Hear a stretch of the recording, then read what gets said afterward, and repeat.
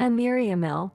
It seems like that was my line. Actually, I said that when I saw my milk collapsed and foaming. Every time we had our monthly dinner at my in-laws, I get an upset stomach. And this time, I had a feeling that something would happen, given that my sister-in-law, who is usually present, was absent from the dinner gathering. I took the opportunity to switch my dish with my mother-in-law's when they momentarily diverted their eyes from the dining table. As expected, my mother-in-law collapsed after eating the switched dish. While the ambulance was taking someone away, I took the opportunity to rummage through the kitchen, where usually only my mother-in-law is allowed to go. And to my surprise, I found something. My name is Jessica, and I am 28 years old. I live with my husband, Tom, who is 2 years older than me. My Phil passed away from illness when my husband was young. My Mill raised my husband and his younger stepsister, Sophia, who is 3 years younger than him, all by herself. Perhaps due to such circumstances, my husband has a bit of a mama's boy tendency. Even though I say he's a mama's boy, it's more like he's just a warrior. Still, it seemed that he cared for his mother more deeply than the average man would. On the other hand, my Sil has a straightforward and easygoing personality. You could say she keeps a bit of a distance from my husband and his family. Or to put it another way, she seems to regard them with a somewhat cool or detached gaze. It seems she has no intention of living with my Mill.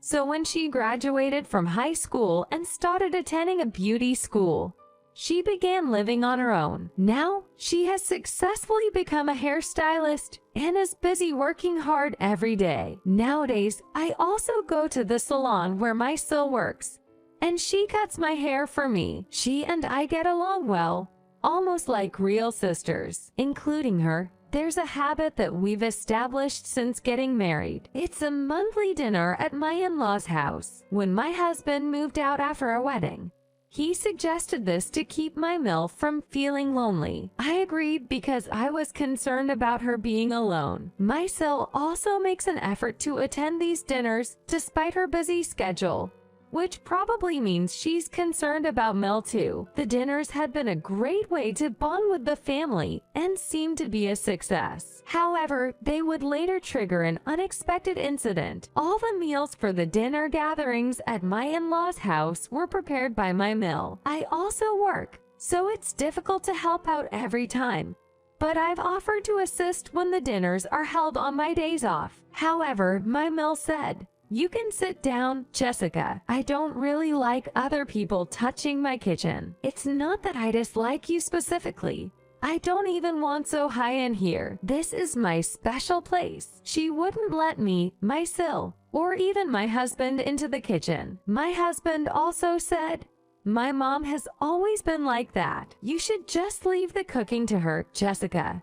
And my Sil also said, "Jessica, you don't have to worry about helping mom. She's efficient, and having other people around would just be in the way." Haha. So I decided to leave the cooking to my Mill. As my Sil had said, watching my Mill work efficiently from a distance made me realize I wouldn't be much help, which was a bit disappointing. That's just how skilled she is in the kitchen. The dinner gatherings are always quite enjoyable. They start with updates on what's happened over the past month, and sometimes we discuss recent news. The most interesting part might be the stories about my SIL's clients at her beauty salon. While it makes me think that all kinds of people visit her salon, I also worry if it doesn't stress her out. However, Shai's mentally strong and says she doesn't feel much stress. On the contrary, she says that being able to talk at these dinner gatherings actually helps relieve her stress. My Mill also enjoys sharing stories from her workplace or discussing the TV dramas she's currently into. On the way home from each gathering,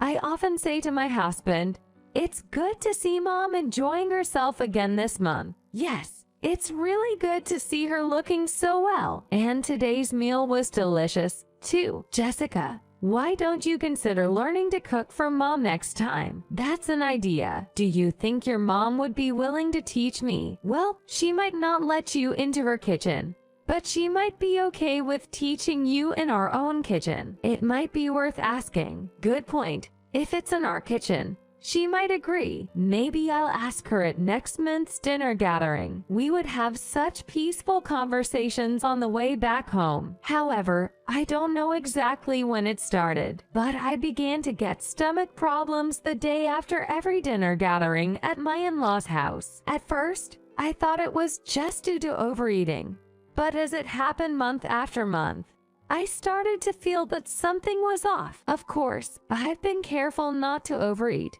and I'm somewhat lactose intolerant, so I avoid consuming such items. Still, I continued to experience stomach issues. I couldn't really talk to my husband about this. It's because I know he holds his mother in very high regard. Despite that, I couldn't recklessly ask him, I get stomach problems after these dinners. What should I do? If I couldn't talk to my husband, there was another person who was easy for me to consult. So, Sophia, what do you think I should do? Or is it just me who gets stomach problems? Yes, Mysil was the easiest person to consult about this issue. I don't have stomach issues, so it might just be you. Jessica, while cutting my hair, she said, today, I had made an appointment at her salon for both a haircut and color. If it's just me, then why do you think that is? Is there something that doesn't sit well with my stomach?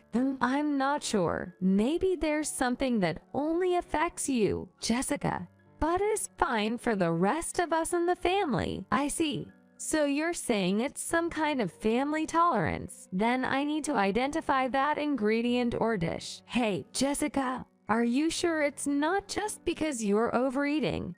No, that's not it. I initially suspected overeating, so I've been controlling my portion sizes ever since. I see. Then you should definitely look into the ingredients or dishes. Yeah, you're right. Got it. Thanks. No problem. I don't think my advice was all that great, but if you're satisfied, then that's good enough for me. Yes. It's plenty helpful. So, I decided to find foods that didn't agree with me during the meal gatherings at my in-laws' house. However, it wasn't easy to find them, and I ended up with an upset stomach after each meal gathering. A year has passed since I got married, and we've had about 12 of these gatherings. It became the norm for me to have an upset stomach after them. I tried avoiding suspicious ingredients, but it didn't really help. Nowadays, I have become so paranoid that I think something is being added to my food. The 13th meal gathering was looming, scheduled for the next day. Mysil was busy and couldn't attend, so it would be just my husband,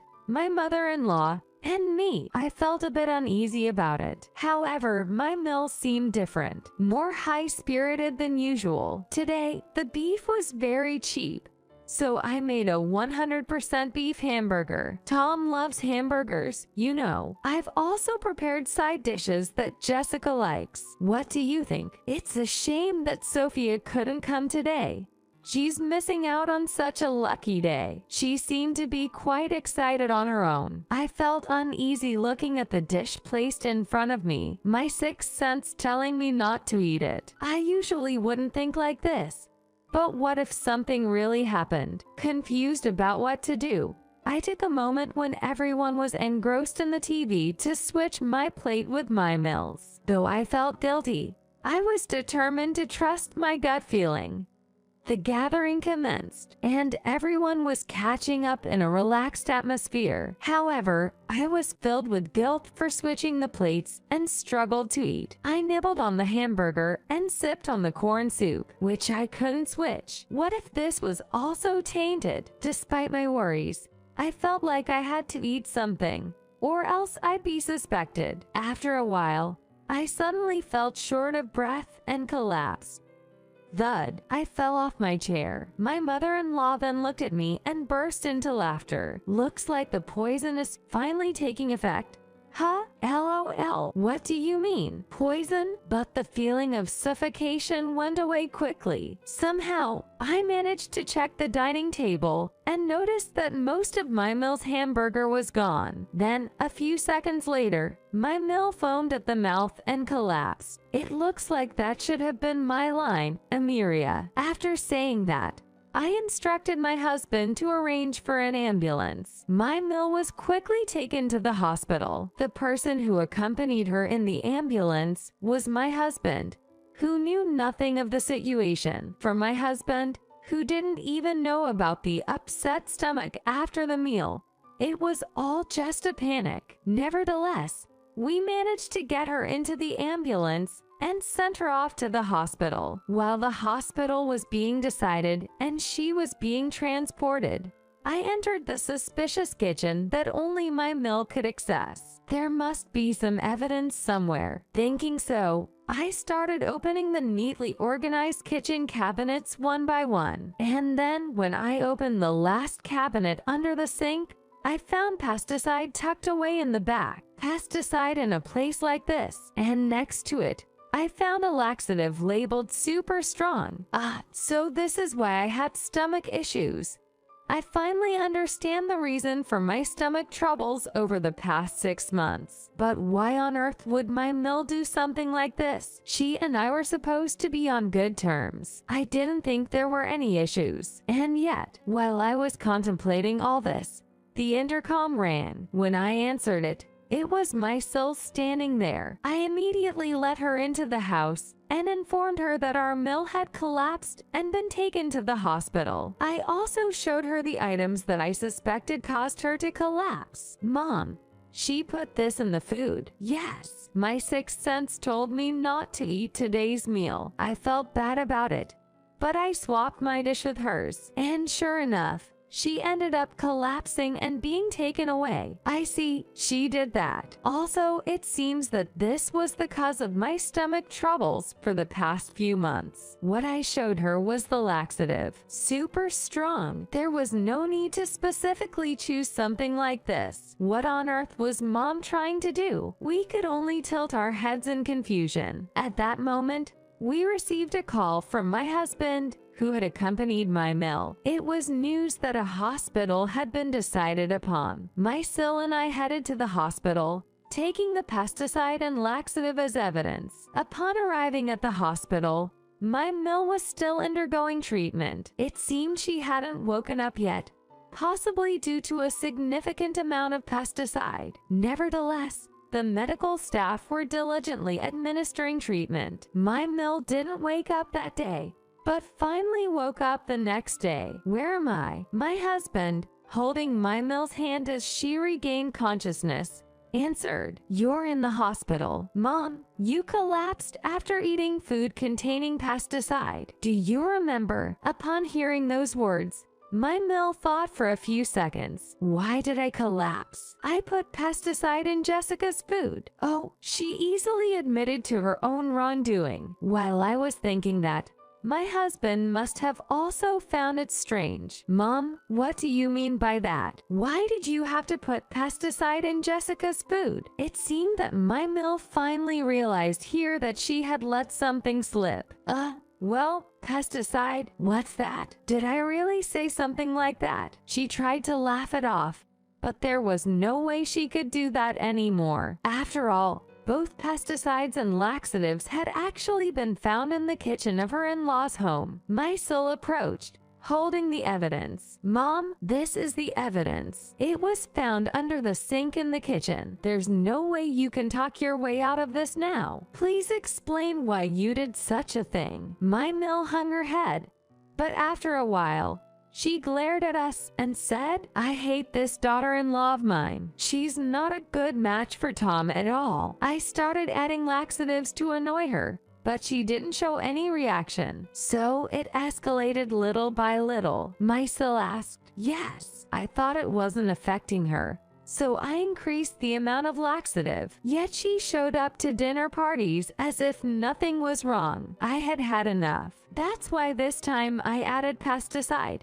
hoping she'd be gone for good. So you were trying to take Sophia's life? That's what I've been saying. Tom doesn't need a wife like this. My Mill screamed in exasperation. At that point, my husband spoke up. An old girlfriend of mine used to say the same thing. She would get a stomachache whenever she had a meal with you, Mom. I didn't believe her at all, and actually thought she was being rude. But it turns out I was wrong, Mom. You've been doing this for a long time, haven't you? I never expected to hear such a truth from my husband. Confronted by her son, my Mill seemed flustered. But it can't be helped. I have to get rid of the bad bugs that come close to Tom. Please understand, Takafumi, everything I did for you. I've done nothing wrong. Even at this point, she's claiming that she did it all for her son. There was no way we could believe that. Didn't she just say that she simply disliked me? Even my husband seemed to find it hard to trust her excuses any longer. At that moment, my Sil spoke up. Sis, are we going to report this incident to the police? It's basically attempted murder, isn't it? My Mill looked shocked. Wait, Sophia, are you really going to turn your own mother into the police? Well, if Jessica had eaten the food without knowing anything and collapsed,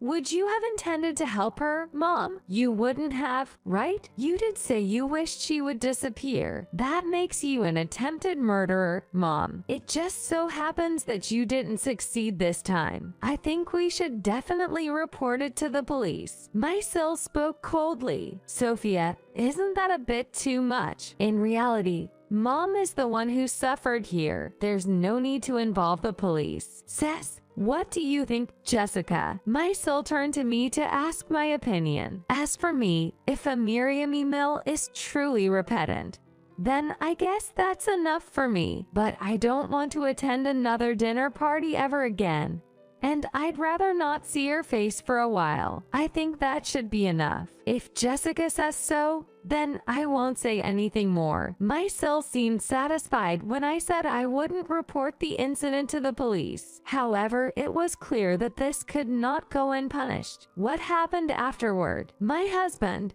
who had cared deeply for his mother, said we would no longer hold any family meals together. We also decided to keep a certain distance from my Mill. I was relieved that I wouldn't have to interact with her at all. Now only he visit her if absolutely necessary, and even that would be minimized. My Sil would also hardly have any contact with our Mill, since they didn't see each other much to begin with, unless there was a family meal.